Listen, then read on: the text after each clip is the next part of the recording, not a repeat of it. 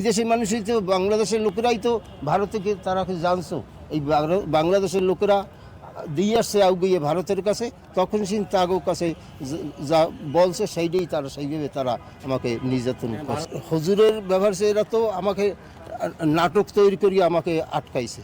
এখন চাই যারাই এই আমার ফ্যামিলি বা হুজুরের যারা মাসে ইয়ে সত্য, আমি বিচার চাই।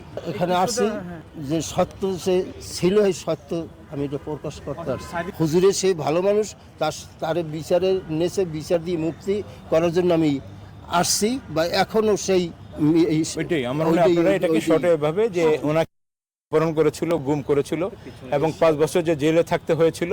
উনি সাক্ষী হিসাবে এখানে আসছিলেন, কিন্তু সাক্ষী সুরক্ষা তো পানি নাই, উপরন্তু তাকে গুম করা হয়েছে, তাকে যে অপহরণ করা হয়েছে, দীর্ঘদিন ইনি গুমের শিকার, সেটার বিচারের জন্য আজকে উনি একটি কমপ্লেন এখানে ফাইল করেছেন।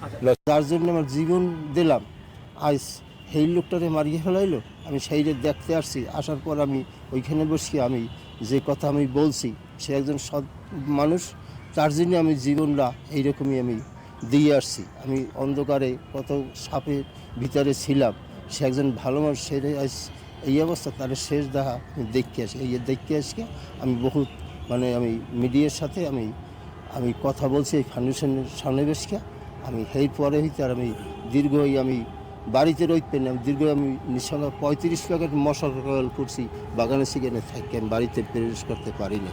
সে যদি জীবিত থাকতো তাহলে আমার পরাণটা সান্ত্বনা পাইত, আজ তাকে আমি পাইলাম না।